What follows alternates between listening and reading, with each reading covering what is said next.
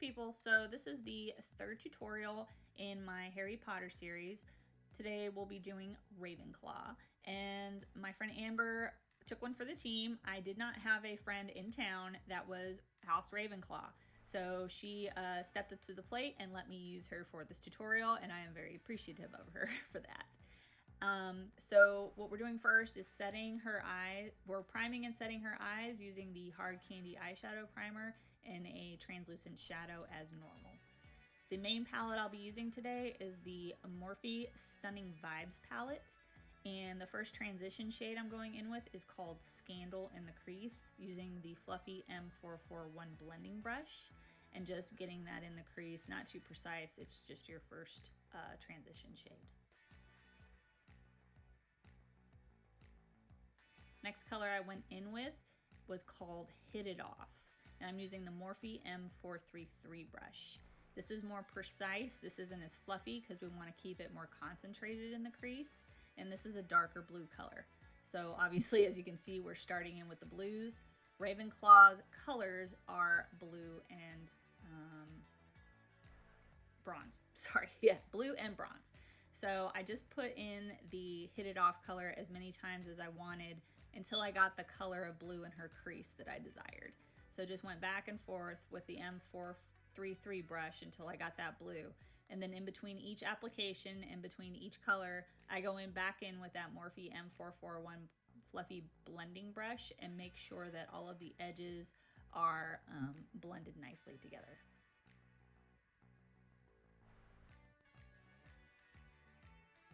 So next I'm going in with another brush, and this is a pencil brush also by Morphe, and it is the M321 brush. And I'm going in with the color called Fling, which is a much darker, I would call it a navy blue actually. And I'm putting it in the outer corner and the inner corner, and then connecting it slightly in the crease. And we're gonna do a spotlight eye, so I'm not going on the middle lid, I'm leaving that bare. So I went in with the Fling color as many times as I needed to get the desired dark blue that I wanted. So I put an application in, and then I started using the smaller fluffy brush called the M506 because, again, I wanted to start keeping things more precise, and I didn't want all of the blue on the middle lid. I wanted to keep it bare. So I went back in probably 3 times with that Fling color to get the desired dark blue color that I wanted. And in between each application, I went in with the Morphe M441 brush and blended everything together.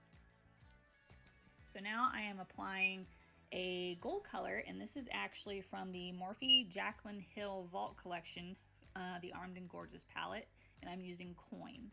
And I wet my Morphe M167 flat shader brush with water and just put that all over the lid where there wasn't any blue. And here you see me lining her upper lash line, and I'm just using the black shade that's in the palette. Sorry, I don't know the name of it. And I was using the Luxie 221 flat diviner brush. And here we're just gonna clean up all of the fallout because using all of this dark blue color, you're gonna have a lot of fallout. And then we are putting on false lashes, but I did want to do a coat of mascara on her eyes. And we are using the Maybelline The Rocket Volume Express in black. And then here, I don't think I was happy with the amount of black that I got with the black eyeshadow I was using. So I went in with the Maybelline Black Gel Eyeliner and a pencil brush, and I just did a light line on her lash line. And then I put on these lashes. They are Kiss lashes, and I'm sorry I do not have the name. I forgot to write them down, but they were super dramatic. I wanted this look to be soft, but at the same time make a statement. I didn't want there to be that harsh outer look on the outside corner that I normally do with those eyeshadow shields. I wanted it to be I don't know, I wanted it to be softer, but at the same time with colors like these, you can't not make a statement. So we are moving on to the face. I primed her face, and I don't remember what primer we used. It's something that I think she normally uses. As far as a foundation, it was called Rodan Field's Radiant Defense Perfecting Liquid, and it was the color Beige 2. And it matched her perfectly, and we were applying that with a damp Real Technique sponge. I think this is something that you get online. I'd never heard of it before, but the finish was really, really nice on her skin. It looked really, really good on her.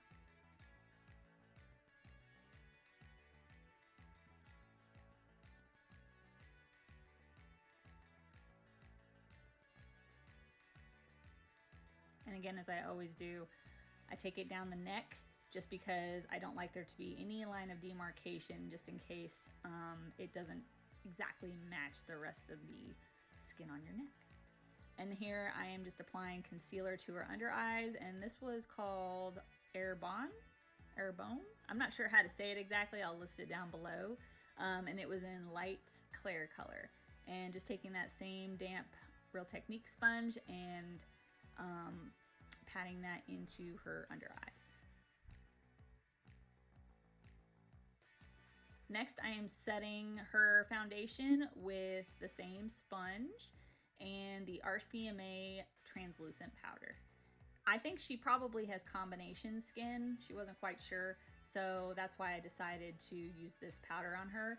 And she had a pretty full coverage foundation, and I didn't want to add too much more coverage than what we already had. And then I baked her nose for just a little bit while I moved on to other things on her face. And I set her under eyes with the Essence Brighten Up Banana powder. And after a few minutes, I wiped away all of that bake off of her nose, which just helps to keep the oils at bay for the rest of the day. And so here we're going to finish up the eyes. And so I started on her lower lash line. And here I am taking, I believe that I started using one of the blue colors first, which was Scandal. And I'm using the Morphe M213 brush.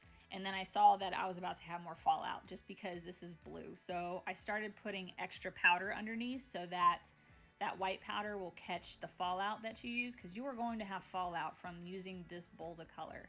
And it's just going to mess up the makeup that you did. So just put that excess powder underneath there so that you can wipe away that excess, and then you won't have any makeup messing, you won't have any eye makeup messing the rest of your face makeup. And so here I'm using the Morphe M213 brush, and I am lining her under eyes, but I'm leaving the middle bare. Kind of like what I did, exactly like what I did on her lid, because I want to do a pop of gold in the middle. And so once I lined the blue everywhere that I wanted it and stopped it where I wanted it on her lash line, I used the Morphe E18 to buff that out. And so now what you see me doing is taking the Morphe M213 brush, and I took that same gold color from the Morphe Jaclyn Hill Armed and Gorgeous palette, and I put that and popped it right in the middle there in between all of the blue. And then there I was tight lining, which she super enjoyed, I'm sure, her upper lash line with the Marc Jacobs Highliner in Blacquer.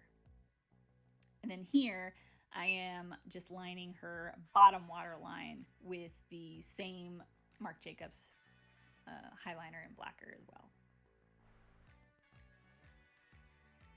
And then what I like to do, especially on someone with a dramatic look like this, is I'll take black, I will take the, what am I trying to say? I will take the black eyeshadow and I'll put it on a flat definer brush, and I will dab it on top of the eyeliner on the waterline, and it helps the eyeliner stay on a lot longer on your waterline throughout the day. Next, I am highlighting her inner corners, and I did her brow bones, and I did it with the color called Knockout in that 35V palette. And I am just doing her inner corner with the pencil brush that I always use, and it is the E36 brush. And then here, I decided to add a little bit of gold glitter, and it is the Urban Decay Heavy Metal Glitter Eyeliner in Midnight Cowboy. And I just added that to her inner corner and that spot that I added the gold shadow on her lower lash line. Next, I'm filling in her brows, and I am using the L'Oreal Brow Stylist Definer in Dark Blonde. She has really great shape to her eyebrows already. I just wanted to fill them in a little bit because with a bold look like this, they easily disappear.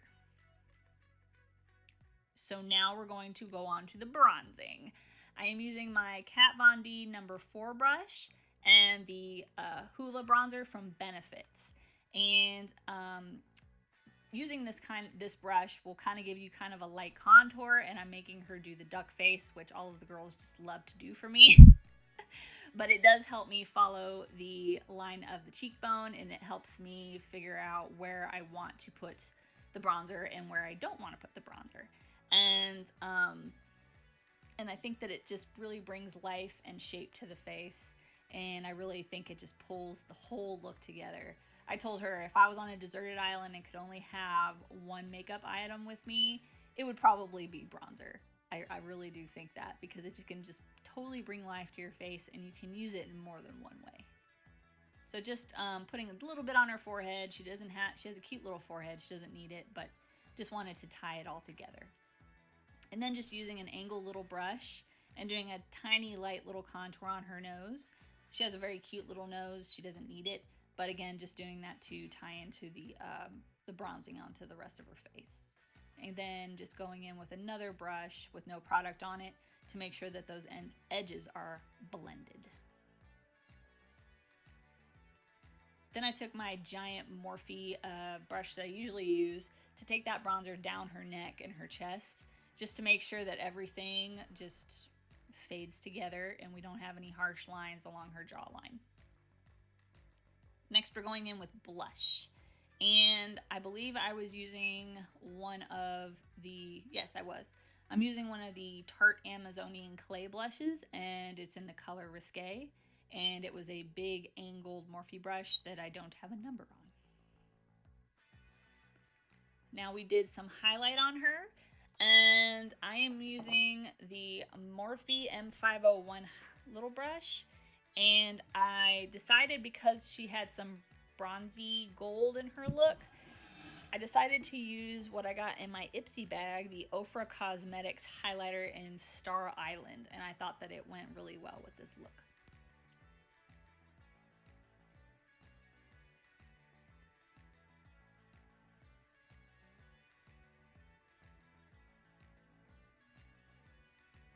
Then I am taking my NYX Control Freak eyebrow gel just to set her eyebrows and make sure that everything stays in place. And now the lips. The lips were interesting. This lipstick is called Lipsense, and it was in the color called Team Wicked. I used it because it was blue and it had glitter in it. And I have never used Lipsense before. I have heard of it before. And it was a little tricky to use because it needed to be layered. But you could easily move it around if you didn't let it dry all the way, or if it did dry and you layered it. I don't know. I can't remember now. I just remember that it was a little difficult for me to use, but the color did turn out pretty cool. I use my brush when I'm doing lipstick on someone else. It's a lot easier to use a tiny little brush. She has very full, beautiful lips, which makes it a little easier. But, and it's cool because the glitter is one of those things that kind of shows up once you blot it, or it shows up later. It doesn't show up as much. And so did a couple applications of that. And then I took a medium and I scraped some of that gold eyeshadow that we used on her middle lid, and I put it on the middle of her lips with a flat shader brush because I wanted to have a pop of gold. So I just spread that around where I wanted it, again just keeping it to the inner portions of her lips on the top and the bottom. Then we used the Urban Decay makeup setting spray, De-Slick setting spray, to set everything on her face. Unfortunately, I forgot to do a bye-bye. This is it for this video, and I apologize. But this was the final look. I appreciate you guys stopping by. I had a lot of fun doing this look on her, and I really appreciated her letting me use her face, her beautiful face for this. And I cannot wait to do Gryffindor for you guys. And I will see you next time.